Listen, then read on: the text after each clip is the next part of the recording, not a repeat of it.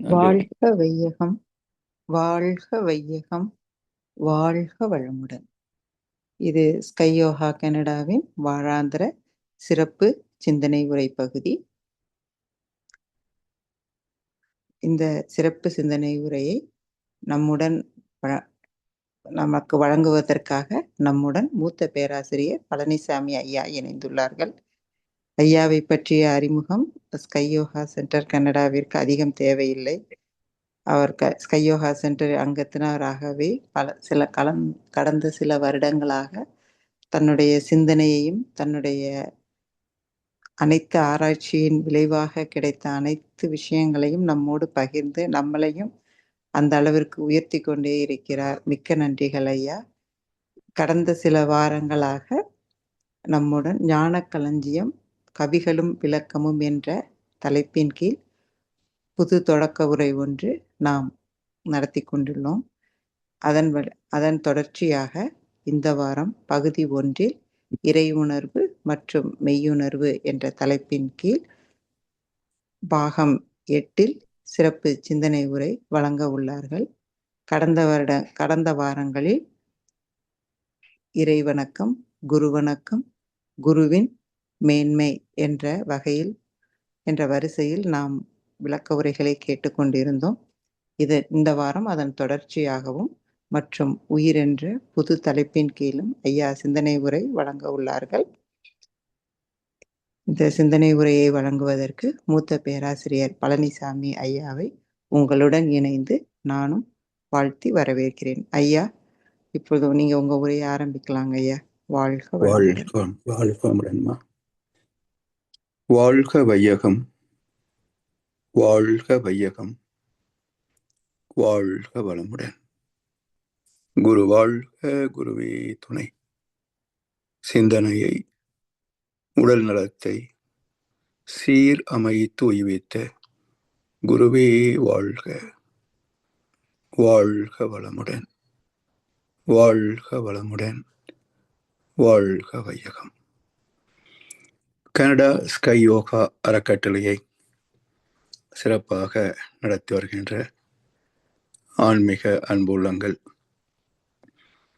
குறிப்பாக பேராசிரியர் முனிவர் சிவசங்கரம் ஐயா அவர்கள் மற்றும் இந்த நிகழ்ச்சியை தொடர்ந்து சிறப்பித்து வருகின்ற அன்பர்கள் அனைவருக்கும் அருட்தந்தை வேதாத்ரி மகரிஷி அவர்கள் சார்பாக வாழ்க வளமுடன் என்ற வாழ்த்துக்களையும் எனது அன்பு கலந்த பணிவான வணக்கத்தையும் சமர்ப்பித்து, ஞான களஞ்சியம் கவிதை தொகுப்பின் தொடர் சிந்தனையிலே இன்றைக்கு உயிரை பற்றிய கவி. உயிர் என்ற இயக்க சக்தி அணுக்கூட்டங்கள் உருண்டசையும் விதம்பொக்க சிறப்பு பெற்ற உயிர் ஒன்றே ஒளி சூடு சுவை மனங்கள் ஒவ்வொன்றாய் அவை கூட்டாய் மாறுபாடாய் உயிர் ஒன்றே பலவான தன்மை காணல் உள்நாட்ட கருதவத்தால் சுலபமாகும். உயிர் என்ற தத்துவத்தை அறிந்துவிட்டால் உலக வாழ்வில் சிக்கல் ஒழிந்து போகும். அதாவது உலகிலுள்ள பொறுப்புடைய தலைவர் எல்லாம் உயிரறிவை உள்ளுணர்வாய் பெறுதல் வேண்டும்.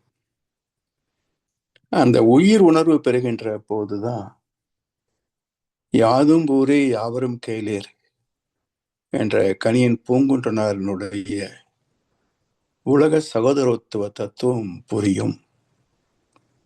அந்த அன்பும் கருணையும் மலர்ச்சி பெறும். அதற்காக உயிரை பற்றிய விளக்கமாக இந்த கவி தந்திருக்கின்றார் மகிழ்ச்சி அவர்கள். உயிர் என்ற இயக்க சக்தி, உயிர் என்று உயிர் என்ற சொல்லுக்கு இரு சொல்லாக பிரித்து விளக்குவார்கள். உய்தல் என்றால் வாழ்தல், இருத்தல். அப்ப இருந்து உயிர் வாழ்வதற்கான ஆற்றலே உயிர் என்று உயிருக்கு ஒரு சிறு இலக்கணம் தருவார்கள். உயிர் என்ற இயக்க சக்தி. சக்தி இல்லை என்றால் இயக்கம் இல்லை. இந்த பிரபஞ்சம் முழுவதும் இயக்குகின்ற ஆற்றல் அந்த சுத்தவெளியின் ஆற்றல். காற்று வெளி இடை கண்ணம்மா நிந்தன் காதலை எண்ணி கழிக்கின்றேன் என்றார் பாரதியார். 2 காற்று அணுக்கள், இடையிலே வெளி. காற்று வெளி இடை. அந்த வெளிதான் அனைத்துக்குமான ஆற்றலை, சக்தியை அளித்துக் கொண்டிருக்கிறது. வெளியே தான் பின்னப்பட்டு இயக்கமானது தானே இறை துகள் என்று பேசுகின்றோம். எனவே வெளியிலிருந்து வெளிப்பட்ட அல்லது வெளியே அடைந்த தன்மாற்றங்கள். வெளியிலிருந்து வெளிப்பட்ட என்று சொன்னால் எங்கேயோ வேறொரு இடத்துல வெளிப்பட்டதாக தவறாக புரிவது கொள்வதற்கு வாய்ப்பாகிவிடும். இது வெளிக்குள்ளேயே நிகழ்கின்ற ஒரு தரமாற்றம், தன்மாற்றம். அதுதான் சக்தியாக இருக்கிறது. அறிவே எழுச்சி பெற்ற நிலையிலே ஆற்றலாக, உயிராக இயங்குகின்றது. எனவே உயிர் என்ற இயக்க சக்தி அணு கூட்டங்கள் உருண்டு அசையும் விதமொக்க சிறப்பு பெற்ற அணு கூட்டங்கள். Association of energy particles is mass என்பது விஞ்ஞானம் அறிவித்திருக்கின்ற நிரூபணம். அதே போல ஒரு தோற்றம் கழிந்து போகிறது என்றார். Dissociation of energy particle is space. இயக்க சக்தி நின்று போனால் அது மீண்டும் சுத்த வெளியாக மாறி போகும். எனவே வெளியே சக்தியாகி சக்தி முடிந்த பிறகு வெளியாக மாற்றம் பெற்று விடுகின்றது. அதற்கு இடையிலே பேதித்த அண்ட கோடிகளாய் எத்தனை பேதங்கள் எண்ணி சொல்ல முடியாத அளவுக்கு இன்ஃபினிட், கணக்கற்ற பேதங்கள், கணக்கில் அடங்காத பேதங்கள், அத்தனையும் இணைந்ததுதான் காஸ்மாஸ், யூனிவர்ஸ் சொல்லக்கூடிய இந்த பிரபஞ்சம். அணு கூட்டங்கள் உருண்டு அசையும் விதமொக்க சிறப்பு பெற்ற. உருண்டு அசையும் விதமொக்க, அதாவது இப்போ சூரியனை தாய்க்கோளாக வைத்து மற்ற கோள்கள் இயங்கி வருகின்றன. இப்போ புதன், வெள்ளி, இந்த பூமி சுற்றி சந்திரன், இப்படி எந்த துணைக்கோள் எடுத்துக்கொண்டாலும் அது தன்னைத்தானே சுழன்று கொண்டும் இருக்கிறது, மிதந்து ஓடிக்கொண்டும் இருக்கிறது. காரணம் என்ன என்றால், தன்னைத்தான் சொல்வதற்கு காரணம் அணுக்கூட்டு. இறைத்துகளே நிற்க முடியாது, அதை ஆற்ற முடிகின்ற வரைக்கும் இயங்கித்தான் தீரணும். அதன் சேர்க்கையால் ஏற்பட்ட விண் முதல் பஞ்சபூதங்கள் எல்லாமே இயங்கி ஆற்றலை இழந்து ஒரு கட்டத்துல முடிந்து போகத்தான் வேணும். இதுதான் விதி. அதனால் அணுக்களின் கூட்டாகிய எந்த தோற்றமும் தன்னைத்தான் சுழன்று கொண்டேதான் இருக்கும். நாம சுத்திக்கிட்டா இருக்கிறோம் என்று ஒரு கேள்வி எழும். நாம் சுத்தல. நாம் சுத்தணும்னா ஃப்ளைட்ல போகணும், ஊர் சுத்தணும், வாகனங்கள் வேணும். வாகனத்தில் ஏறாமலேயே நாம் சுத்திக்கிட்டு இருக்கிறோம். எவ்வளவு? ஒரு நாளைக்கு 25,000 மைல் வாகனம் இல்லாமலேயே சுற்றி கொண்டிருக்கிறோம். எப்படி? எங்கே இருக்கிறோமோ அந்த இடத்துல ஒட்டி இருக்கிறோம். அப்ப பூமி சுழகின்ற போது நம்மையும் சேர்த்து தானே, நாமும் சேர்ந்து தானே சுழன்றாகணும். அது போல நம்மை அறியாமலேயே ஆக்ஷன் இன் இன்ஆக்ஷன் சுத்துறதே நமக்கு தெரியாது. வளர்வது கண்ணுக்கு தெரியல, கொடி வளருது. அது மாதிரி சுத்துறது நமக்கு புரியல, ஆனா சுத்திக்கிட்டு இருக்கிறோம். இது சுழற்சி. சரி, பூமி சுழல்கிறது ஓரளவுக்கு புரியுது. ஏன் ஓடுகிறது? யார் துரத்துறாங்க என்றால், ஒரு கோளின் காந்த அலைக்களத்திலே தான் துணைக்கோள்கள் உருவாகும். பூமியின் காந்த அலைக்களத்துல சந்திரன். அப்போ பூமி சுழல்கின்ற வேகம் ஒரு நாளைக்கு ஒரு சுற்று. அப்ப சந்திரன் என்ன செய்கிறது? சந்திரன் தன்னைத்தானே 29 நாளுக்கு ஒரு சுற்று முடிக்குது. அதே சமயத்துல இந்த பூமியை சுற்றி 30 நாட்களுக்கு ஒரு சுற்றும் முடிக்கிறது. காரணம் என்ன? பூமியினுடைய காந்த அலைக்களம் அதுல சந்திரன் மிதந்து கொண்டிருப்பதனால தன்னைத்தானே சுழல்கின்ற இந்த காந்த அலைக்களம் அதிலே மிதக்கின்ற சந்திரனை தள்ளுகிறது. அப்படி தள்ளுகின்ற போது என்ன வேகத்தில் தள்ளுகிறதோ அந்த மாஸ் ஒரு தடை ஏற்படுத்தும் இல்லையா? அந்த தடைக்குரிய சக்தி போக மீதி வேகம் அதை ஓட்டமாக ஓட வைக்கும். அப்போ இந்த காந்த களத்தின் வேகம் மைனஸ் சந்திரனுடைய எடையால் தாக்கப்படுகின்ற ஒரு தடுப்பு ஈக்குவல் டு சந்திரன் சுழல்கின்ற வேகம். இதே பிரின்சிபிள் இந்த இலக்கணத்தின் விதியின் அடிப்படையில் தான் எல்லா கோள்களும் தாய்க்கோளை மையமாக வைத்து ஓடிக்கொண்டிருக்கிறது. அதனால் அணு கூட்டங்கள் உருண்டு அசையும் விதம் ஒக்க சிறப்பு பெற்ற உயிர் ஒன்றே ஒளி சூடு சுவை மனங்கள் ஒவ்வொன்றாய் அவை கூட்டாய் மாறுபாடாய் உயிர் ஒன்றே பலவான தன்மை காணல். சரி, இந்த இடத்துல மிக ஒரு ரகசியார்த்தமான நுட்பமான விளக்கம் ஒன்று மறைந்திருக்கிறது. சாமி என்ன சொல்றாங்க? உயிர் என்ற இயக்க சக்தி அணு கூட்டங்கள் உருண்டு அசையும் விதமொக்க சிறப்பு பெற்ற உயிர் ஒன்றே. சிறப்பு பெற்ற உயிர் அது என்ன சிறப்பு பெற்றதனால் உயிராச்சு? பொதுவாக விண்ணே உயிர் என்று பேசுகிறோம். விண்தான் உயிராக மாறுகிறது அப்படின்னு சொல்றோம்.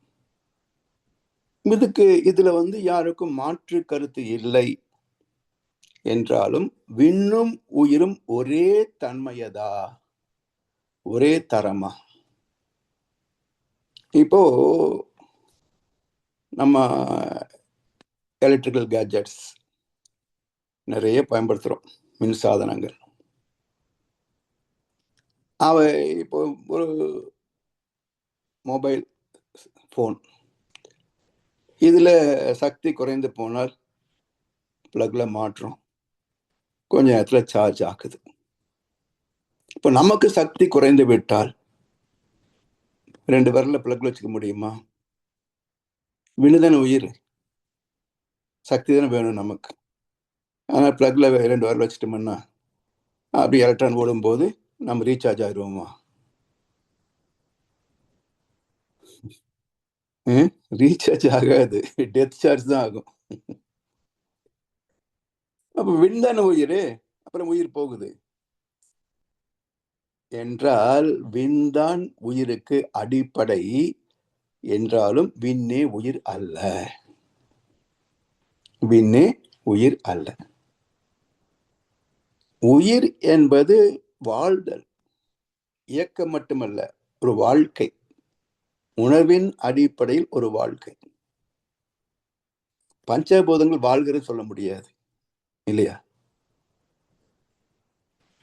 ஜீவன்கள் தான் வாழ்ந்து கொண்டிருக்கின்றன சொல்ல முடியும். அப்ப பிறப்பு இறப்பு இடை உணர்தல் இயக்கமாகி நீதி நெறி உணர் மாந்தராகி வாழும். அதனால் பிரபஞ்ச தன்மாற்றம் சரி, அதுல இருந்து உயிரின தன்மாற்றம் எப்படி நிகழ்ந்தது? அதுதான் சிறப்பு பெற்றது. என்ன சிறப்பு என்றால், இந்த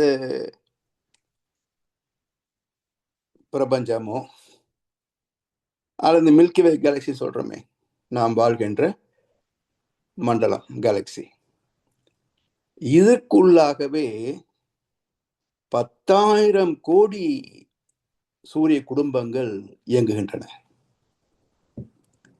ஒரு மண்டலத்திற்குள்ளாக 10,000 கோடி சூரிய குடும்பங்கள் இயங்கிக் கொண்டிருக்கின்றன. அவற்றில் ஒன்றுதான் நாம் வாழ்கின்ற இந்த பூமி சார்ந்திருக்கின்ற சூரியன். அப்போ பிரபஞ்சத்தோட எந்த அளவுக்கு நம்ம தொடர்பு கொள்கிறோம் என்று கணிக்க முடியல.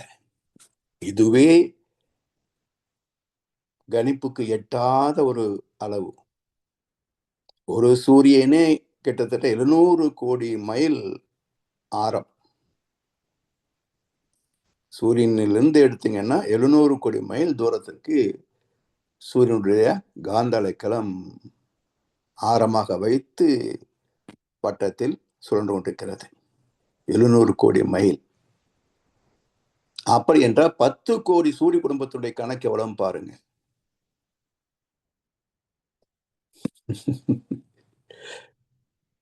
சிந்தனைக்கு சிறிதும் எட்டா ரகசியங்கள் கோடான கோடி. அவ்வளவு இருக்கு இந்த உலக ரகசியம். இதுல இவையெல்லாம் தாக்கத்தை ஏற்படுத்தின அப்படின்னா, நவகோள்கள் விஞ்ஞானமே நிரூபித்திருக்கிறது. வெயில சன்பாத் எடுத்தா எலும்புகள் உறுதிப்படும்.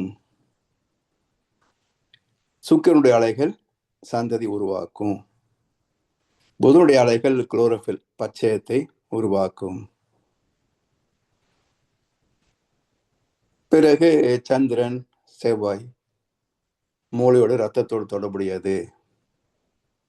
குரு இங்க சயின்ஸ் சொல்லல, ஜோதிட சாஸ்திரம் சொல்கிறது.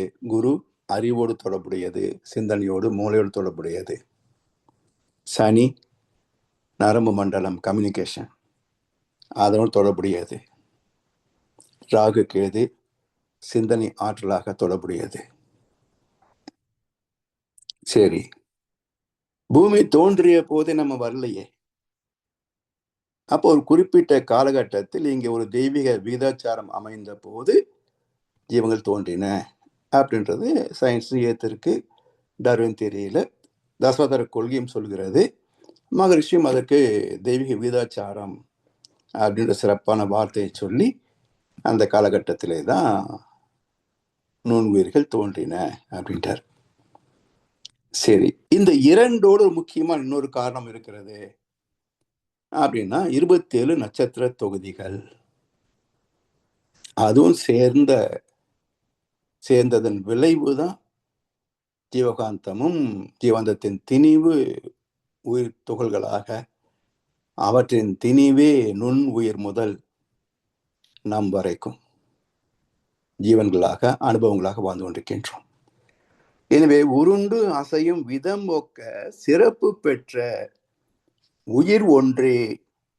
ஒளி சவுண்டு, சூடு சுவை மனம் ஒவ்வொன்றாய் அவை கூட்டாய் மாறுபாடாய் உயிர் ஒன்றே பலவான தன்மை காணல். சுவை, நூற்றுக்கணக்கான இனிப்பு, கடலமாவு, எண்ணெய், சர்க்கரை, இந்த 3 வைத்துக்கொண்டு நூற்றுக்கணக்கான இனிப்பு வகைகளை தயாரிக்கிறாங்க இல்லையா? ஒண்ணு போல ஒண்ணு இல்லையே. அப்ப சுவை என்று ஒரு வார்த்தை நம்ம சொன்னாலும் அவை கூட்டாய், மாறுபாடாய், ஒவ்வொன்றாய், இது மாதிரி அதுவும் சொல்ல முடியுது. இதுக்கு அது சம்மந்தமே இல்லை. இது காரம், அது இனிப்பு, பிரிச்சும் பார்க்க முடிகிறது. ஆனா எல்லாமே சுவைதான். இப்படி உயிர் ஒன்றே ஒளி, சூடு, சுவை, மனங்கள் ஒவ்வொன்றாய் அவை கூட்டாய் மாறுபாடாய் உயிர் ஒன்றே பலவான தன்மை காணல். இத்தனை தர மாற்றங்கள் நிகழ்வது எதனால் என்றால் உயிரின் தர மாற்றமே. எல்லாம் உயிர் சக்தி தான் மாறிட்டு இருக்குது. எத்தனை உயிர் இருக்குங்க நம்ம கிட்ட? எத்தனை வகையான உயிர் இருக்குங்க? ஒரே வகை உயிரணுக்கள் தான், ஒரே வகை காந்த அணுக்கள் தான். ஆனா எத்தனை வகையான அனுபவங்கள், எத்தனை வகையான உடல் தோற்ற அமைப்புகள், ஒண்ணு மாதிரி ஒண்ணு இல்லை. நம்ம ஆர்டிபிஷியல் இன்டெலிஜென்ஸ் கிட்ட கொடுத்து டிசைன் போடுன்னு கொடுத்தா கூட அது சில ஆயிரங்கள் லட்சங்களை முடிஞ்சு போயிடும். ஆனா 820 கோடிக்கும் டிசைன் போட்டிருக்கான ஆண்டவன். So nature never repeats. ஒன்று போல் இன்னொன்று கிடையாது. ஒவ்வொன்றும் விதவிதமா தான் இருக்கும். சரி, ஒரு 100 நூற்றாண்டு முன்பு இருந்தவங்க அதே மாதிரி இப்ப இருக்கிறாருன்னு சொல்ல முடியுதா? அதுவும் இல்லை. அப்போ இதுவரைக்கும் எத்தனை கோடி மக்கள் பிறந்து வாழ்ந்து முடிந்திருந்தாலும் ஒன்று போல ஒன்று இருக்கான்னு பாத்தீங்கன்னா அங்கேயும் இருக்காது. அப்ப எத்தனை கோடி டிசைன் போட்டிருப்பான் மனிதனில் மட்டும். எனவே உயிர் ஒன்றே பலவான தன்மை காணல். உள்நாட்ட கருதவத்தால் சுலபமாகும். உள்நாட்ட கருதவத்தால் சுலபமாகும். உள்நாட்டம் என்ன? நாட்டம் எங்க இருக்குன்னு கேட்பாங்க இல்லையா? அப்ப நாடுதல், மனம் ஒன்றை நாடுவது நாட்டம். அப்ப மனம் பொதுவில் இயல்பில் வெளியேதான் நாடும், வெளியேதான் ஓடிட்டே இருக்கும். அது உள்ளே திரும்புவதே கிடையாது. எப்ப திரும்பும்? உடலிலே வலி தோன்றுகின்ற போது வலி மீது நிற்கும். ஆத்மாவுக்கு போயிருமா? போகாது. அதுதான் இயல்பு. அப்படி விதியே அப்படித்தான். அதனால் இந்த விதிக்கு இன்னொரு விதி இருக்கு. மனம் வெளியேத்தான் போகும் என்பதும் விதி, இதை உள்ளே திருப்ப முடியும் என்பதும் அதே விதிதான். அப்ப உள்ளே திரும்புகின்ற போது தன்னை அறிகிறது, வேகம் குறைகிறது. வெளியே போகிற வரைக்கும் 14-40, வெளியிருந்து உள்ளே வர சுருங்கி கொண்டே வந்து 14ல வந்து அதுக்கு கீழே 13லிருந்து 1 வரைக்கும் போயிடும். தேக ஆலயத்தில் தெய்வத்தை காணக்கூடிய நிலை உள்நாட்டம். அப்ப உள்நாட்ட கருதவத்தால், கரு என்றால் ஆத்மா, ஆத்மாவுக்குள் இருக்கின்ற இறைநிலை. என 2 வார்த்தை உண்டு, கரு, கருமையம். கரு மையத்துக்கு வார்த்தையை சொல்லிடுச்சு, அதுல மையம் இருக்குன்னு. ஆனா கருவுக்கு மையம் கிடையாது, சுத்தவெளிக்கு மையம் கிடையாது. சுத்தவெளியிலிருந்து பட்ட பின்னங்களுக்கு மையம் உண்டு. அதனால் நம்முடைய கருமையம் என்ற ஆத்மாவுக்குள்ளேயே கருவாக அமைந்திருப்பது, பூஜ்ஜியமாக அமைந்திருப்பது அதே சுத்தொலியின் பின்னம் தான். இதை சூழ்ந்திருப்பதும் சுத்த வெளியே தான்.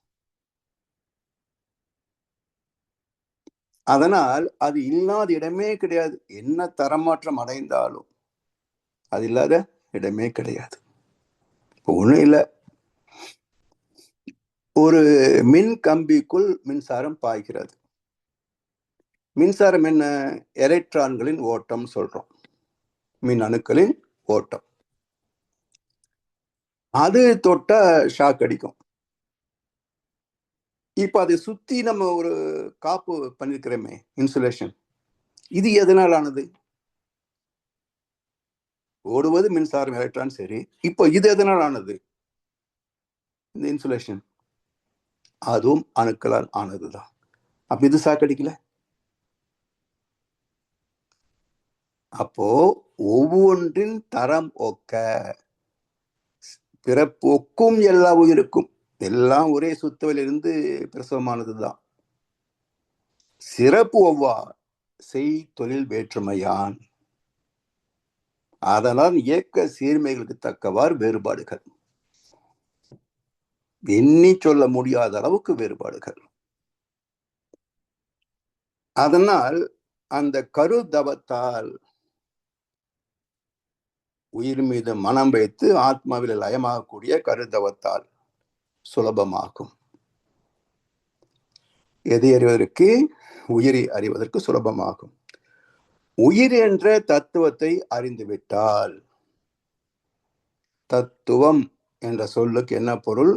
தத் என்பது இறைநிலை, சுத்தவெளி. துவம் என்றால் அதுவேதான், இதுவாக இதுவாக அதுவாக, யாதுமாய் யாவையுமாய் எல்லாமாக. அதனால் உயிர் என்ற தத்துவம் இறைநிலையே அடைந்த மாற்றங்களிலே இதுவும் ஒரு மாற்றம். உயிர் என்ற தத்துவத்தை அறிந்துவிட்டால் உலக வாழ்வில் சிக்கல் ஒழிந்து போகும். என்ன சிக்கல் உலக வாழ்க்கையில? நான் நிரந்தரமான அழிவதில்லை, எந்த நிலையிலும் எனக்கு மரணம் இல்லை என்றுதான் ஒரு மனுஷன் நினைக்கிறான். மனிதன் நினைப்பதுண்டு வாழ்வு நிலைக்கும் என்று, இறைவன் நினைப்பதுண்டு பாவம் மனிதன் என்று. அதாவது ஒரு பொருள் வாங்க போனா இது லைஃப் லாங் வருமான்னு கேட்கிறான். But he doesn't know how long the life is. கேட்டா கடைக்காரங்கிட்ட, இந்த பொருள் ஆயுள் பூரா வருமான்னு. வரும் சார் அப்படின்னா அடுத்த நாள் பட்டு போச்சு. கோர்ட்ல கேஸ் போட்டு, இப்படி சொன்னாரு, என்னை ஏமாத்திட்டாருன்னு கேஸ் போட்டார். நான் சொன்னது வாஸ்தவம் சார்,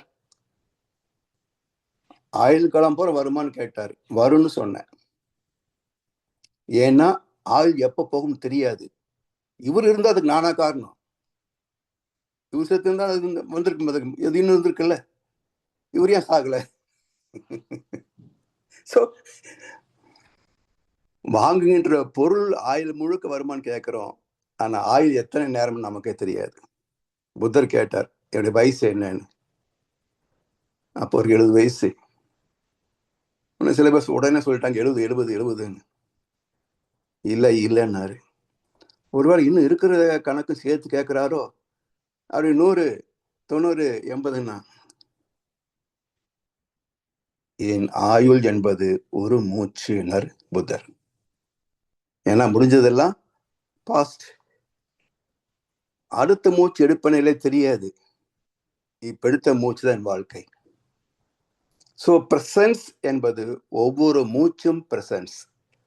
அடுத்த மூச்சு எடுத்தா தான் உயிர் இருக்குன்னு அர்த்தம், எடுக்க முடியலன்னா போயிட்டான்னு அர்த்தம். அப்ப வாழ்க்கை என்பது எவ்வளவுங்க? ஒரு மூச்சு. கடந்தது திரும்ப வராது, எதிர்காலம் சொல்ல முடியாது. அப்ப என் வாழ்க்கை என்பது ஒரு மூச்சு என்ற அறிவு வந்துவிட்டால், கிடைத்த வாய்ப்பு, கிடைத்த பதவி, இதை வைத்து கொண்டு மக்களுக்கு என்ன நல்லது செய்ய முடியும்ன்றதை யோசிப்போமே தவிர, சொத்து சேர்க்கறது, சேர்த்துக்கிட்டே இருக்கிறதுலாம் தோணாது.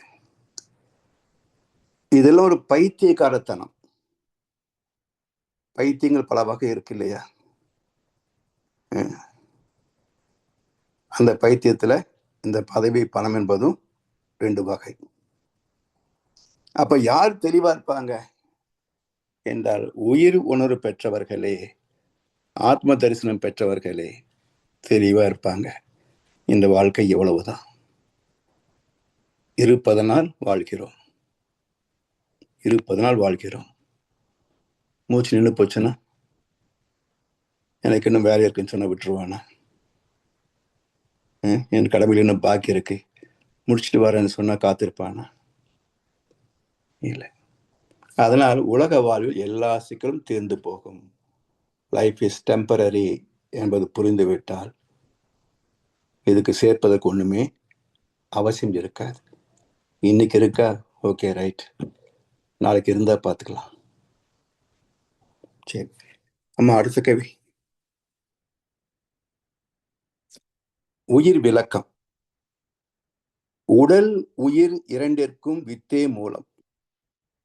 உட்பொருளே மெய்ப்பொருளாம் உண்மை தேர்வீர். உடல் என்பது அணுக்கள் பல சேர்ந்த கூட்டு. உயிர் என்பதோ அணுவின் நுண்துகளாம்.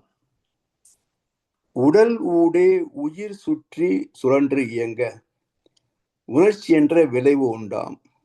அறிவு ஈதே. உடலை விட்டு உயிர் பிரிந்தால் அறிவங்கு ஏது.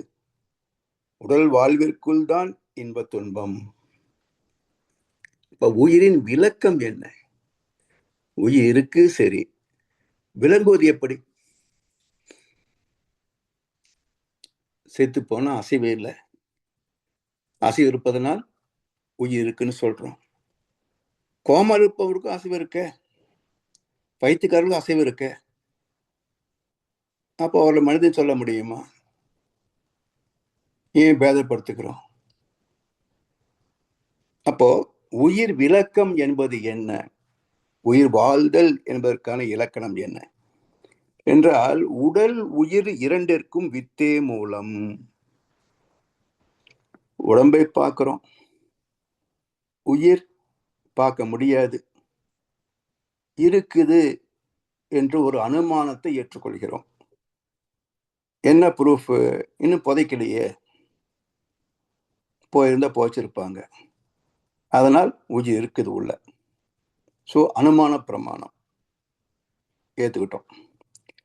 சரி, இரண்டுக்கும் மூலம் எங்கே? இந்த உயிர் எங்கே பிறந்தது? 7 மாசத்துல உயிர் வந்ததுன்னு நாங்க ஒரு காலத்துல. இப்ப என்ன சொல்றாங்க? கரு ஆகின்ற போதே உயிர் தான் அப்படின்றாங்க. அப்ப ஏன் உணரல? இன்னும் விஞ்ஞானம் தேடிக்கொண்டிருக்கிறது. ஏன்னா ஒரு கரு உருவாகி இருக்கிறது என்பதை விஞ்ஞான அறிவுக்கு எட்டுவதற்கே 45 நாள் 48 நாள் வளர்ந்திருக்கணும். அதைத்தான் அல்ட்ராசவுண்ட்ல இயக்கத்தை பார்க்க முடியும். அப்ப உயிர் கலந்த போது கரு ஆச்சா இல்லையா என்று யாரு சொல்ல முடியும்? யார் உணர முடியும்? அப்ப இல்லாதது வளர்ந்ததா, இல்லை என்றால் வளர்ந்தது எது? கீதை அருமையான ஸ்லோகத்தை சொல்லும், இல்லாததற்கு இருப்பு கிடையாது, இருப்பது இல்லாமல் போவதும் கிடையாது. எவர் எக்ஸிஸ்டன்ஸ். இல்லாத ஒன்று இங்க வரல, இருப்பது வேற எங்கேயும் போக முடியாது. இப்ப என்ன நடக்குது? ஒன்லி தரமாற்றம், அவ்வளவுதான். இங்க இருப்பதே அடைகின்ற தரமாற்றங்கள். தந்தை தாய் ஈர் உயிர் இருந்தது, ஒன்று சேர்ச்சு ஒரு தரமாற்றம், ஒரு புதிய ஒரு ஆத்மா பிறந்தது. அது வளர்ச்சி பெற்ற நிலையில 48 நாள்ல மருத்துவம் சொன்னாங்க, 3 மாசத்துல சந்தேகம் வந்தது, 5 மாசத்துல கன்ஃபார்ம் ஆச்சு. பிரசவமான பிறகு ஆண் குழந்தையா பெண் குழந்தையா அந்த கன்ஃபியூஷனும் இல்லை, எல்லா கேள்விக்கும் விடை கிடைத்து விட்டது. அவ்வளவுதானே? அப்போ இரண்டுக்கும் எது மூலம்? உடல் உயிர் என்ற இரண்டுக்கும் எது மூலம்? வித்து. எது வித்து? அடுத்த கேள்வி. விவசாயத்துல நாம் பார்க்கிற எத்தனையோ வகையான விதைகள், இதுதான் வளர்கிறதா? இதுதான் வளர வைக்கிறதா? அப்படின்னா எது விதை? சரி, இதுக்கு விதை போட்டோம். புல்லுக்கு யார் விதை போட்டாங்க? சரி, நெல்லுக்கு நாம் விதை போட்டோம். களைக்கு யார் விதை போட்டாங்க? நெல்லுக்கு தான் விதைச்சோம். களைக்கு யார் விதைச்சாங்க? அப்போ எது விதை? அதுதான் வித்துக்கு அகமாக உள்ள இருப்பவன் வித்தகன். வித்துக்கு அகமாக உள்ள இருப்பவன் வித்தகன். பஞ்ச பூதங்களிலிருந்தும் வரலாம் புல் மாதிரி, ஒன்றிலிருந்து ஒன்றாக வரலாம். நெல்லிலிருந்து களை செடி வந்த மாதிரி சயின்ஸ் ப்ரூவ் பண்ணி இருக்குதுங்க. இதை நாம விதை போட்டது நெல்லுக்கு தான். பிறகு களை ஏன் முளைத்தது என்றால், நெல் விதையே களை பயிரையும் உருவாக்குகிறது அப்படின்னு விஞ்ஞானம் கண்டுபிடிச்சிருச்சு. அது ரெண்டு வகை எடுத்துக்கலாம். ஒன்று பாசிட்டிவ் எனர்ஜி நெல் பயிர், நெகட்டிவ் எனர்ஜி களை பயிர்னு எடுத்துக்கலாம், களை செடி. சரி, ஏன் உருவாக்குச்சு அப்படின்னா, பூச்சிகள் வந்து தன்னை தாக்குகின்ற போது தன்னை காத்துக் கொள்வதற்காக நெற்பயிரே களை செடிகளை உருவாக்குகிறது. இப்போ என்ன சொன்னாங்க? களை நீக்கினா தான் செடி வளரும். நீக்கிட்டோம். பூச்சி வந்தா மருந்து அடிக்கணும். அதுவே தன்னை காப்பாத்திக்கிச்சு இல்ல. நீங்க எதுக்கு ஸ்பெஷலான வேலைகளை பண்றீங்க? அப்போ நெல்லை முறை, இது களை செடியை முறைப்படுத்தினா போதும். முற்றும் பிடுங்கினீங்கன்னா அப்புறம் மருந்து அடிக்க வேண்டியதுதான். இது லேபரட்டரியோட நிக்குதுங்க. இது கண்டெடுத்து பல காலமாச்சு. ஆனா விவசாயிக்கு இந்த செய்தி வந்து சேரவில்லை. ஏன்னா அப்பதான் களை புடுங்கிறதுக்கு ஒரு மிஷின் விற்க முடியும், மருந்து அடிக்கிறதுக்கு மருந்து விற்க முடியும். ஸோ வியாபாரிகள் செய்கின்ற, நமக்கு எப்படி மருந்து கம்பெனி நம்மளை வச்சு பண்றாங்களோ அதே போல எங்கெல்லாம் வியாபாரத்தை நுழைச்சு மனுஷங்கிட்ட இருந்து பிறர் வளம் பறிக்க முடியுமோ அதுக்குன்னே ஒரு பெரும் கூட்டம் இருக்கு உலகத்துல. அவன் மக்களை நிம்மதியை வாழ விட மாட்டாங்க. இதெல்லாம் புரிஞ்சுக்கிட்டா எஸ்கேப் ஆகலாம், புரியலைன்னா மாட்டிக்கிட்ட வேண்டியதுதான்.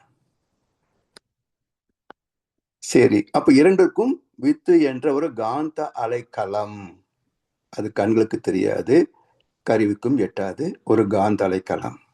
சோ உடல் உயிர் இரண்டுக்கும் வித்தே மூலம் உட்பொருளே மெய்ப்பொருளாம். அது ஏன் எட்டாது? உட்பொருளே மெய்ப்பொருளா. அதனால்தான் வித்தகன் சொன்னேன், வித்துக்கு அகமாக உள்ள இருப்பவன். சரி, உட்பொருளே மெய்ப்பொருளாம் அப்படின்னா அந்த விதைக்குள் மெய் எங்கே, விதை எங்கே? மெய்ப்பொருள் எங்கே, விதை பொருள் எங்கே? நம்முடைய ஆத்மா எடுத்துக்கீங்களேன், 0 என்பது மெய்ப்பொருள். 1 to 40 இது அலைநிலை. 14 to 40 பதிவுள் உள்ள ஜீவாத்ம நிலை. அது போல இந்த பயிருக்குள், விதைக்குள் எது மெய்ப்பொருள்? அதே 0 மையத்தில் இருக்கிறது. அதை சூழ்ந்திருக்கின்ற காந்த களத்தில 14க்கு பிறகு இருக்கின்ற பதிவுகள், கேரக்டரிஸ்ட் மேக்னெட்டிக் டொமைன், அதுதான் வித்து. இது வளர்வதற்கான சத்து அது சூழ்ந்திருக்கின்ற பருப்புல இருக்கு. இந்த மூன்றும் கலந்துதான் ஒரு பயிர் வெளி உலகத்தை எட்டி பார்க்கிறது. மண்ணுக்குள் விதைத்தது வெளி உலகில் எட்டி பார்க்கும். இந்த மூணும் ஒண்ணு இல்லைன்னாலும் வேலை செய்யாது. அது போல உடல் உயிர் இரண்டுக்கும் வித்தே மூலம் உட்பொருளே மெய்ப்பொருளாம். உண்மை தேர்வீர். உண்மை தேர்வீர். உண்மை என்பதே இந்த உட்பொருளை மெய்ப்பொருளாம் சொல்றமே, அதுவும் உண்மை என்ற சொல்லும் ஒரே அர்த்தம்தான். உள் கூட்டல் மெய், உண்மை, உள்ளடங்கிய மெய்ப்பொருள். உண்மையின் பேர் தெய்வம் என்போம். அன்றி ஓதிடும் தெய்வங்கள் பொய்யென கண்டோம் என்றார் பாரதியார். அப்ப உள்ளடங்கிய மெய்ப்பொருள் அது தெய்வத்தின் பரிணாமம். அதை தேர்வணும். அடுத்தது, உடல் என்பது அணுக்கள் பல சேர்ந்த கூட்டு. உடல் என்பது அணுக்கள் பல சேர்ந்தது கூட்டு. எத்தனை அணுக்கள்? எறும்பு தோலை உரித்து பார்க்க யானை வந்ததுடா, என் இதய தோலை உரித்து பார்க்க ஞானம் வந்ததுடா என்றார் கண்ணதாசன். எறும்பு தோலை உரிச்சு பார்த்தா யானை எப்படி வரும்? எப்படி வரும்? என்ன தத்துவம் என்றால், எறும்பு தோலை உரித்து பார்க்கின்ற போது கண்டென்ட் என்ன? உயிர் அணுக்கள். இந்த உயிரணுக்களின் எண்ணிக்கை பார்க்கிற போது எறும்புல கொஞ்சம், யானையில அளப்பரிய. ரெண்டுக்கும் உட்பொருள் உயிர் தான். எனவே இந்த உட்பொருளை அறிந்த போது இதே உட்பொருள் தான் எவ்வளவு பெரிதாக இருக்க முடியுமோ அதுவாகவும் இருக்கிறது. எறும்பு தோலை உரித்து பார்க்க யானை வந்தது. சரி, எல்லாம் ஒண்ணுதான், எப்படி புரிஞ்சுக்கிறது? என் இதய தோலை உரித்து பார்க்க ஞானம் வந்தது.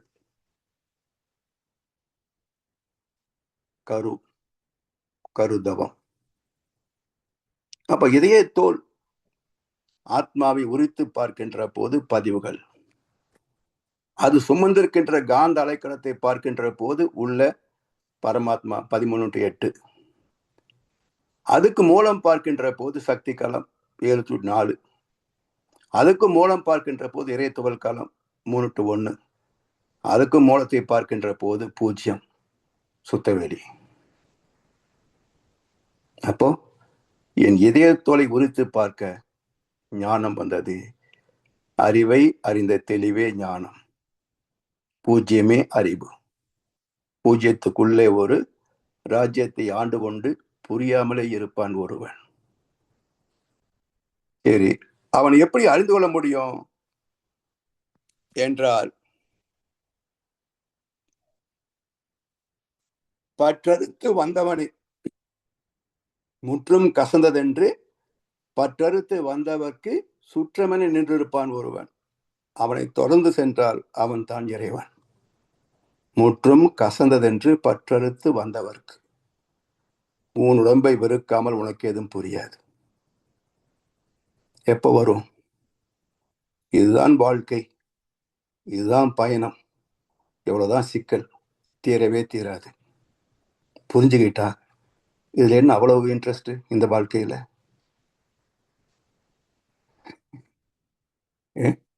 இதுதான் வாழ்க்கை, இதுதான் பயணம், சிக்கல் தீரவே தீராது. அப்புறம் சிக்கலை சந்திப்பதில் என்ன இன்ட்ரெஸ்ட்? இது வரைக்கும் சந்திச்சது போதாதா? அப்பதான் தெளிவு பிறக்கும். தெளிவு பிறந்தால் உடலே ஒரு சுமையாக இருக்கும். எனவே உட்பொருளே மெய்ப்பொருளாம் உண்மை தேர்வில் உடல் என்பது அணுக்கள் பல சேர்ந்த கூட்டு. உயிர் என்பதோ அணுவின் நுண்துகளாம். உயிர் என்பதோ அணுவின் நுண்துகளாம். அணுவுக்கு நுண்துகள் இறை துகள், உயிருக்கு நுண்துகள் ஜீவகாந்த துகள். அது வான்காந்தம், இது ஜீவகாந்தம். உடல் ஊடே உயிர் சுற்றி சுழன்று இயங்க. உடல் ஊடே உயிர் சுற்றி சுழன்று இயங்க. அதாவது நம்ம உடம்புக்குள்ளதான் உயிர் ஓடுதுங்க. ஆனா தன்னைத்தான் சுழலாத இயக்கமே கிடையாது. நீங்க பைப்பை திறக்கிறோம், தண்ணி வருது, அது நேர வருதா ஒரு சுழற்சியோடு வருதா பாருங்க. முன்னாடி வாகனங்கள் போகுதுங்க, நாம் பின்னாடி வாகனத்துல போறோம். அந்த சைலன்ஸ்ல வர்ற புகை நேரா வருதா இல்ல சுழற்சியோடு வருதா பாருங்க. சுழற்சி இல்லாத இயக்கமே கிடையாது இந்த பிரபஞ்சத்துல. இறை துகளே சுழகின்ற போது அதனால் ஆன எல்லாமே சுழன்றுதான் தீர வேண்டும் என்பது விதி. சுழலாத ஒன்று இங்க இல்லை. நம்ம கணிப்பு கட்டாம இருக்கலாம், கருவிகள் கட்டாம இருக்கலாம், ஆனா நுண் சுழற்சி இல்லாத இடமே கிடையாதுங்க. எல்லா இயக்கத்திற்குள்ளும் நுண் சுழற்சி இருக்கும். எனவே உடல் ஊடே உயிர் சுற்றி சுழன்று இயங்க உணர்ச்சி என்ற விளைவு உண்டாம். உணர்ச்சி ஏன் வருதுங்க? இப்போ பசிக்குது, உணவு சாப்பிடுறோம். என்ன சுவை என்பது எப்படி அறிகிறோம்? நாக்கில் வைத்த உணவு அப்படியே முழுங்க முடியுதா? வைத்தாலே கரை மைசூர்பா, கரையிற அளவுக்கு அதை வச்சுட்டாங்க. அப்போ கரைவது மைசூர்பா மட்டுமல்ல, நம்முடைய உடல் நலமும் சேர்ந்துதான் கரையும். விளைவு சுகர் ப்ராப்ளம், டயபெட்டிக்.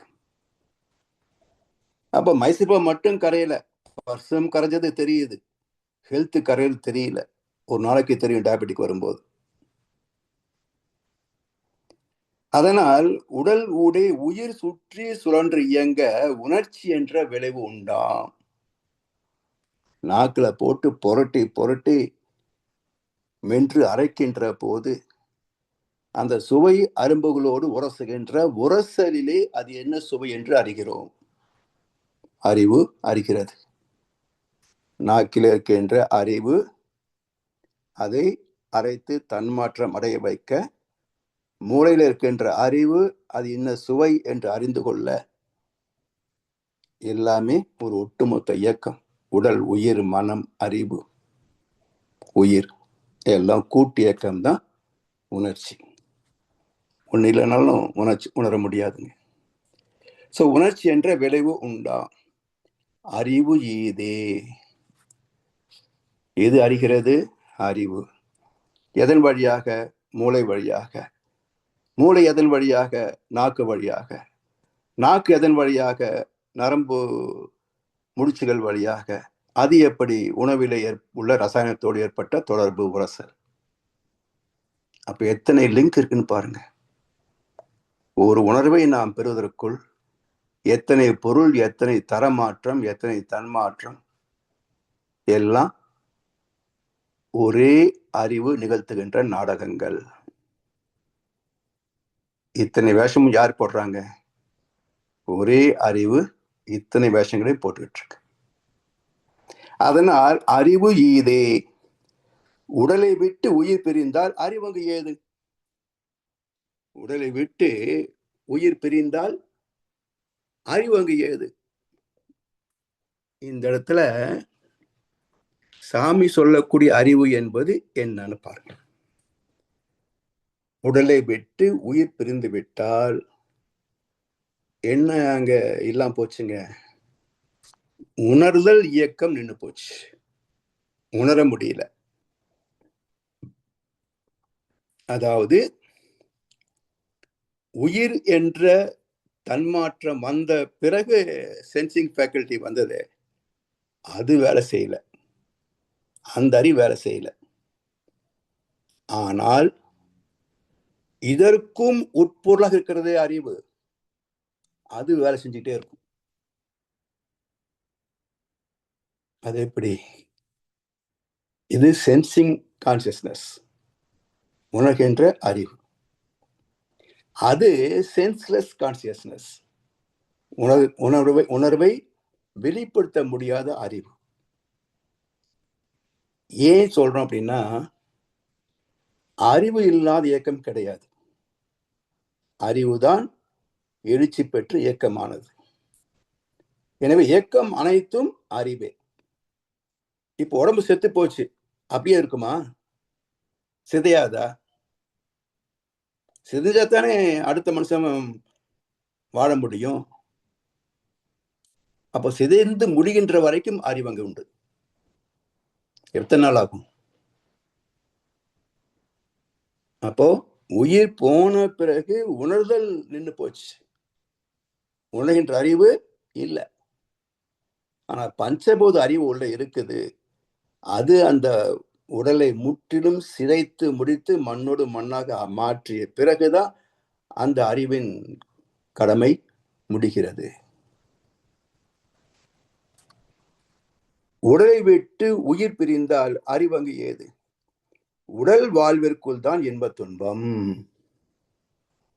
உடலும் உணர்ச்சிகளும் சரியாக முறையாக தன்மாற்றம் அடைகின்ற வரைக்கும் தான் இன்பத் துன்பம்.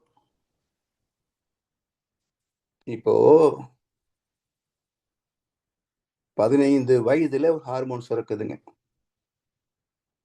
இன்னொரு உறவை நாடுகிறது ஆண் பெண் சேர்க்கையாக. முதுமையில அந்த ஹார்மோன் நின்று போகுது. இப்ப அடுத்தது என்ன? ஏது இன்பம்? அப்போ தன்மாற்றம் அடைகின்ற அளவுக்கு இங்க ஸ்டாக் இல்லை. இதுக்கு மேலும் செலவாச்சுன்னா செலவாகிறது விடல, கான்சியஸ் செல் கான்சியஸை விடாது. அப்ப என்ன செய்கிறது? அந்த ஹார்மோனை நிறுத்தி விடுகிறது. இதுக்கு மேல நீ வேலை செஞ்சன்னா இவன் தாங்க மாட்டான். ஏற்கனவே 60-70 போயிட்டு இருக்கிறான். ஆண்டவன் கொடுத்த 120 குறைஞ்சு போச்சு. இதுக்கு மேலே ஹார்மோன் இருந்ததுன்னா இவன் தாங்க மாட்டான். அதனால கட் ஆஃப். அப்போ செல் கான்சியஸ்னஸ் ஒவ்வொரு இன்ப துன்பத்திற்கும் அளவு முறை வைக்கிறது.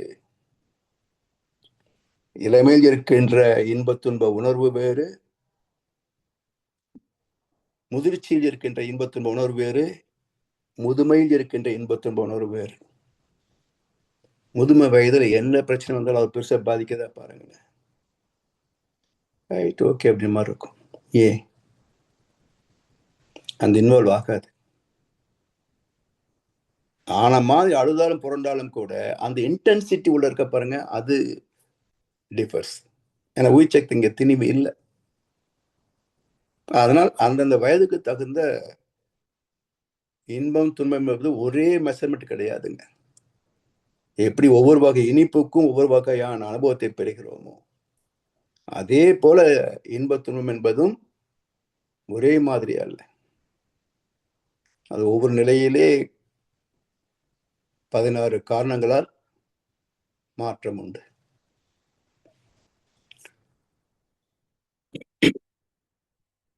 சரி, இந்த கவியோடு இன்றைக்கு நிறைவு செய்து கொள்ளுவோம். ஒரு 5 நிமிஷம் தான் இருக்கு. ஸோ வாய்ப்பளித்த அனைவருக்கும் செவிமடுத்த அனைவருக்கும் நன்றி பாராட்டி இன்றைக்கு 2 கவியின் விளக்கத்தை பார்த்திருக்கின்றோம் சொல்லி இந்த உரையை நிறைவு செய்கின்றோம். வாழ்க வளமுடன், வாழ்க வளமுடன், வாழ்க வையகம். வாழ்க வளமுடன். மிக்க நன்றிகள் ஐயா. மிகச் சிறப்பான சிந்தனை உரை. இது நம்ம குருவோட வணக்கம், குரு பெருமை அதெல்லாம் தாண்டி நம்ம இப்போ உயிர்ங்கிறதுல வரும் பொழுது இன்னுமே அந்த விளக்கம் ரொம்ப இன்டெப்தா போறதை நம்மளால அறிஞ்சிக்க முடியுது. இந்த ஆழ்ந்த விளக்கங்களுக்கு மிக்க நன்றிகள் ஐயா. இப்போது அன்பர்கள் தங்களுடைய கருத்துக்கள் மற்றும் கேள்விகள் இருந்தால் ஐயாவிடம் கேட்டுக்கொள்ளலாம். வாழ்க வளமுடன்.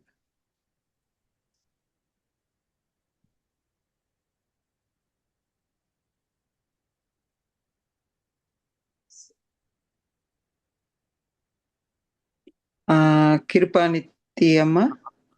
வாழ்க வளமுடன் ஐயா. வாழ்க வளமுடன் ஐயா. வாழ்க வளமுடன் அம்மா, சொல்லுங்க ஐயா. வாழ்க வளமுடன். ரொம்ப சிறப்பு. ஆனா இப்படிலாம் இருக்குன்னு இதுல ஒரு நூல் எல்லாம் கூட எங்களுக்கு எல்லாம் தெரியலன்னு தான் ஐயா முழுமாற ஒத்துக்கணும். சும்மா மகரிஷிட்ட இருக்கவனு 10 வருஷமா ஓட்டிட்டு இருக்கும் பொழுது. நன்றி ஐயா. எனக்கு ஒண்ணு நேத்து என் ஃப்ரெண்ட்ஸ் பையனுக்கு துருவன்னு பேர் வச்சிருக்காங்கன்னா, என்னடா துருவன்னு நான் கேள்விப்பட்டது இல்லைங்க. அதுக்கு அவங்க சொல்றாங்க இது ஒரு நட்சத்திரத்தின் பேரு அப்படின்னாங்க. துருவ நட்சத்திரம்னு ஒரு நட்சத்திரம் இருக்கு, அதோடைய பேரு. நான் அப்படி கேள்விப்பட்டதே இல்லையே அப்படின்னு. இதுல ஏதோ பிராணத்துல இருக்குண்ணா. அப்ப இதுக்கு இன்னைக்கு நீங்க பேசணும்னே, அதுவும் இதை பத்தி பேசணும்னு உங்கள்கிட்ட கேட்போம். அப்படி ஒரு நட்சத்திரம் இருக்கா? துருவன் இந்த பியா எந்த துருவ நட்சத்திரம்னு ஒரு நட்சத்திரம் இந்த 27 நட்சத்திரத்துல ஒண்ணு இல்ல. சரி. ஆமா அப்பனா எக்ஸ்ட்ரா ஆமா. அப்படி எப்படி எக்ஸ்ட்ரா ஒண்ணு இப்படி இருக்கா ஐயா?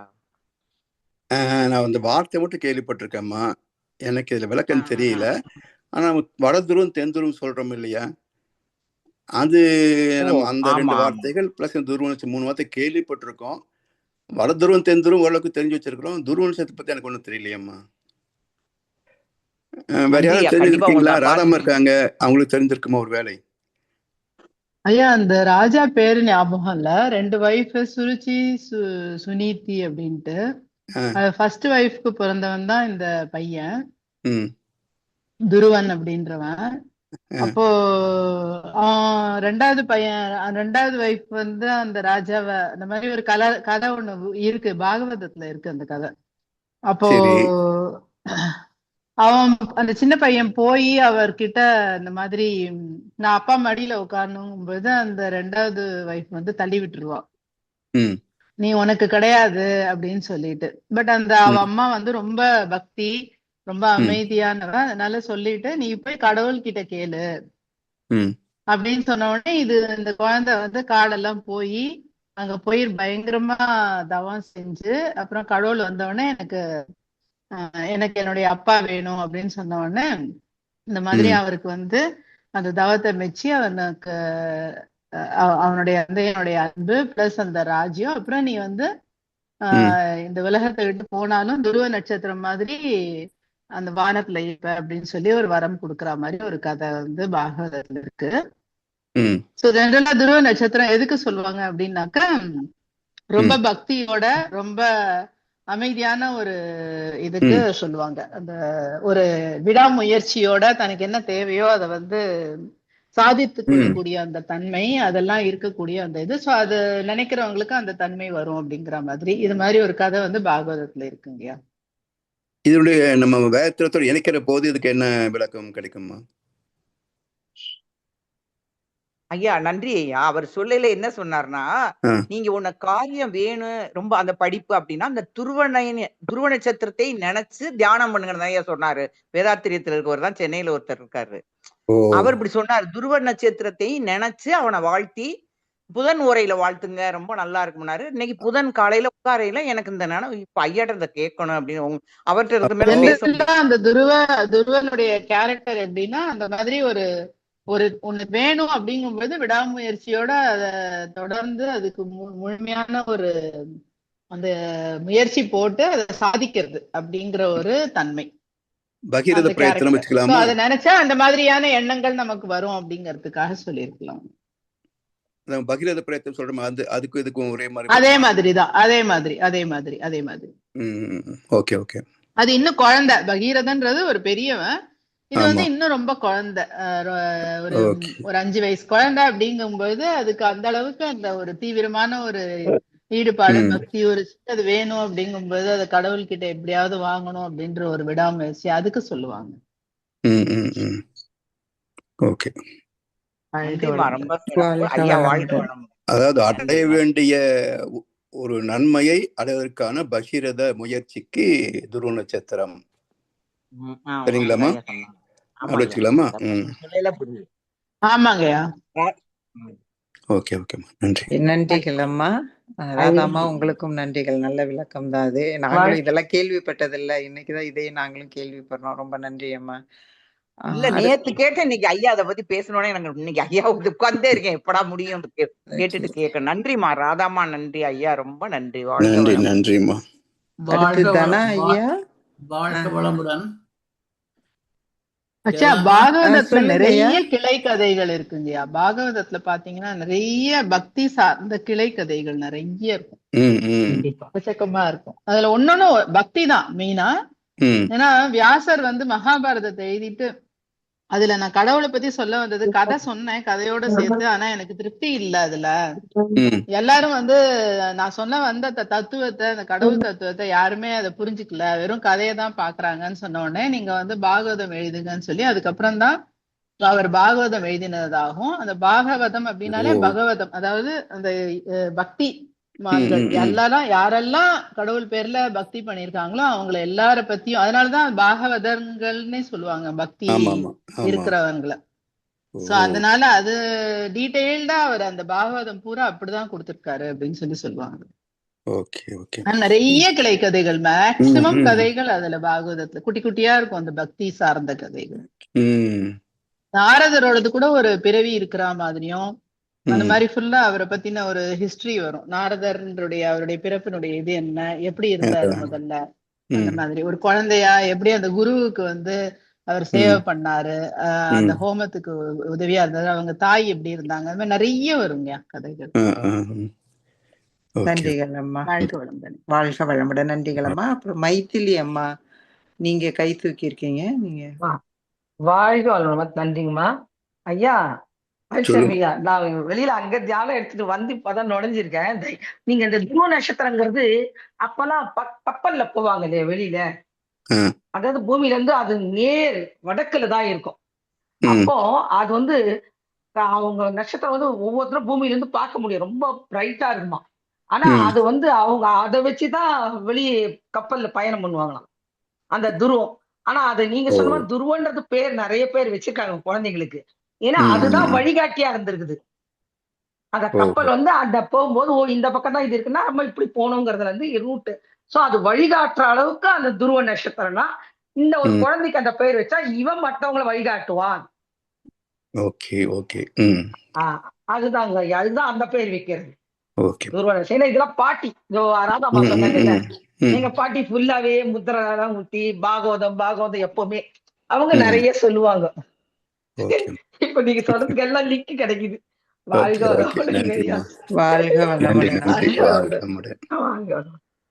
வளமுடன். நம்ம ரொம்ப நன்றிகள். அடுத்து தன ஐயா கை உயர்த்தி இருந்தீங்க.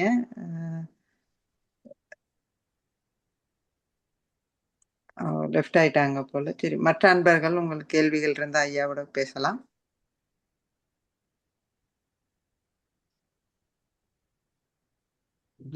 ஜெகதாமா, அந்த துருவ நட்சத்திரத்தை பற்றி சின்ன தகவல் உண்டு. சொல்லுங்க ஐயா. இதுதான் கூகுள் ஏஐல தரப்படுற விளக்கம். துருவ நட்சத்திரம் ஆங்கிலத்துல போல் ஸ்டார் அல்லது பொலாரிஸ் என்று சொல்லுவாங்க. அது இப்ப மைதிலி அம்மா சொன்ன மாதிரி பூமியின் வடக்கு திசையில் பூமியின் அச்சுக்கு நேர் மேலே வானில் நிலையாக காட்சியளிக்கும் ஒரு மிக பிரகாசமான நட்சத்திரம். இதுதான் துருவ நட்சத்திரம். இத பெர்சா மைனர் இல்ல சிறுகரடி நட்சத்திர கூட்டத்தில் வால் பகுதி என்று சொல்றார்கள். அதுக்கு தன்மைன்னா அது நிலைத்த தன்மை, அந்த இடத்திலே இருக்கும், ஒரு காலம் அசையாத நிலையாக இருக்கின்ற ஒரே திசையில இருக்கின்ற ஒரு நட்சத்திரம். அதனால தான் அதை கடற்பயணங்கள்ல அந்த காலத்துல திசை காட்டியாக பயன்படுத்தியது. அதிண்ட புராண கதை விஷ்ணு பக்தரான துருவன் கடுமையான தவத்தின் மூலம் அசைக்க முடியாத நட்சத்திரமாக உயர்வடைந்ததாக கூறப்படுகிறது. எனவே அந்த ஒரு கடுமையான தவத்தின் மூலம் ஒரு அசையாத மாறாத நிலையான ஒரு தன்மையை பெற்றுக்கொண்ட விளக்குவது தான் அந்த துருவம் என்றது, துருவ நட்சத்திரம் என்பது பயன்படுத்தப்படுகிறது. நன்றிகள் ஐயா. இதுதான் நீங்க இந்த டிரெக்ஷன் காட்டுறதுக்குள்ள நட்சத்திரம் தான், அந்த திசை காட்டுறதுக்குள்ள நட்சத்திரம் தான் நம்ம ஜென்ரலா படிச்சிருக்கோம். அதை அது இப்ப அது இந்த 27 நட்சத்திரங்களுக்குள்ள ஒரு நட்சத்திர கூட்டமாகத்தான் இருக்க வேணும். அதிண்ட வால் பகுதி தான் அந்த நட்சத்திரம். அப்ப அது எந்த நட்சத்திரம் பார்க்க வேண்டும். அந்த ஏற்கனவே உள்ள நட்சத்திர தொகுதிகளுக்குள்ள ஒரு கலெக்ஷன், ஒரு இதுதான் அது இந்த நட்சத்திரம். ஏதோ ஒரு நட்சத்திரம், இந்த 27 நட்சத்திரங்கள் ஒரு நட்சத்திரம் கொண்டு அந்த பகுதியில இருக்கு, நிலையாக இருக்குது. ஐயா, இந்த 27 நட்சத்திரம்ங்கிறது அந்த நட்சத்திரமே ஒரு பல நட்சத்திரத்தினுடைய தொகுதியா இல்ல அது ஒரு சிங்கிள் நட்சத்திரமா? அந்த கலெக்ஷன்ல ஒன்றுன்ற வால் பகுதி தான் அந்த கலெக்ஷன் வால் பகுதி. நட்சத்திரம் பேர் தொகுதி தான்மா. நட்சத்திரங்கள் எல்லாம் தொகுதி தான். 27 நட்சத்திரம் பேர் சொல்றோம், ஒவ்வொரு ஒரு தொகுதி தான், சிங்கிள் ஸ்டார் கிடையாதம்மா. ஓகே. இந்த 27 பிரபஞ்சத்துல இருக்கிற எல்லா நட்சத்திரத்தையும் சேர்த்துட்டாங்களா ஐயா? சேர்த்திருப்பாங்களா? ஆமா, அது ஒரு டவுட்டா இருக்கு. ஏன்னா இது வித்தின் த கேலக்சியா இல்ல வித்தின் யூனிவர்ஸா அப்படின்றது வந்து ஒரு பெரிய சந்தேகம் ஓகே இருக்குமா. ஏன்னா ஓகே. நம்ம இந்த கேலக்சிக்குள்ளேயே 10,000 கோடின்றாங்க. ஆமா ஆமா அப்ப இதுவா கூட இருக்கலாம் இல்லையா? ஆமா. அதனால டோட்டல் காஸ்மாஸா இல்ல வந்து ஒரு கேலக்சி மட்டுமான்றது ஒரு சாமிஜி இருந்தா அந்த கேள்வியில் கேட்க வேண்டியது. இப்ப அவரு இல்லாதனால இது அது மாதிரி கேள்வி அதாவதுங்க, கேட்கறதுக்கு அன்னைக்கு நம்ம அறிவு இல்ல. பூமி மேல தாக்கம் இருக்கக்கூடிய நட்சத்திரங்கள் மட்டும்தான் இருக்கும். சோ அதனால அது ஒரு அப்படின்னா இந்த ஸ்பெசிபிக் கேலக்சிக்குள்ள தான் நம்ம டிஸ்டன்ஸ்ல வரணும். இருக்கக்கூடியதா இருந்தாதான் இருக்க முடியும். அப்படி பாக்குற போது கேலக்சி தான் கணக்கு வருது ஆமா ஆமா. இல்லைங்களா? கேலக்சி கூட ஃபுல்லா இருக்குமான்னு சந்தேகம் தான். அதான். ஏன்னா 10,000 கோடின்னா எவ்வளவு கணக்கு போதுமா? 700 கோடி. இப்ப நம்ம சன் ஃபேமிலிய அது ரேடியஸ் சர்க்கம்ஸ் ஆமா கிடையாது, ரேடியஸ். அப்படின்னா 10,000 ஆமா கோடிக்கு எவ்வளவு பெருசாச்சுங்கம்மா. ஆமா. அதனால சோ அது வந்து வேற எங்கேயாவது ஏதாவது குறிப்பு இருக்கலாம், திரும்ப வரலாம் சொல்றதுக்கு இல்ல. வரட்டும், வந்தா நல்லது. எனக்கு இந்த கேள்வி வாழ்க இருக்கு. வளமுடன். சாமி இருந்தா நேரா கேட்கலாம். இப்ப ஏதாவது குறிப்பு வந்தா தானே ஐயா எண்ணம் போடுங்க ஐயா, பிரபஞ்சத்துல தானா வரும். வருங்க ஐயா. வரும் இன்னைக்குதான் கிளப்பி விட்டுருக்கீங்க. வரட்டும். ராதம்மா கண்டிப்பா பண்ணுவீங்க. வாழ்க வளமுடன். வாழ்க வளமுடன். நன்றிகள் அம்மா. வேற அன்பர்கள் யாருக்கும் வேற கேள்விகள் இல்லைன்னா நம்ம இந்த வகுப்பை முடித்துக் கொள்ளலாம். ஐயா, இன்னொரு சின்ன தெளிவோடு தேவைப்படுதா? இந்த கருதவம் இருக்குத்தானே ஐயா? ஆமாங்க ஐயா. அது மூலாதார தவம் தானே? கரு தவம் என்று மூலாதாரம் மட்டும் இல்ல, ஆத்மாவை மையப்படுத்திய தவம். இல்ல, இப்ப கருதவம் சொல்லி மெடிடேஷன் எல்லாம் ஆமா, செய்யறாங்க. கரு என்றாலே நம்ம உடம்புக்கு கரு மையம், அதுக்குள் மையம் கொண்டிருப்பது கரு. அப்ப மூலாதாரம். அப்ப மூலாதாரம் தான். ஏன்னா இதுதான் உடம்புக்கு வந்து ஆதாரம். இதை வச்சு இங்கிருந்து ஒவ்வொரு ஸ்டெப்பா மேல ஏறி துரியம் கடந்து மேல போறோம். ஏன்னா அது 14க்கு அது பேஸ், அது 40 to 14க்கு. அப்ப நம்ம அது உள்ள போகும்போது நுணுகும் போது 13 வந்துடும். 13 7 சென்டர் தாண்டினீங்கன்னா 7க்கு வந்துடும் மேல. 8 9 10 11 12 13 14 வந்து மூலாதாரத்தில் நிற்கும். அது ஒவ்வொரு ஃப்ரீக்வன்ஸா குறைச்சிட்டே வந்தீங்கன்னா துரியம் 8 வரும். அப்ப இது 9 மையத்தவமா ஐயா? ஆமா, 7 மையம் சேர்ந்துருது இல்ல உடம்புக்குள்ள 7 சக்திகளும் சிவகலம்.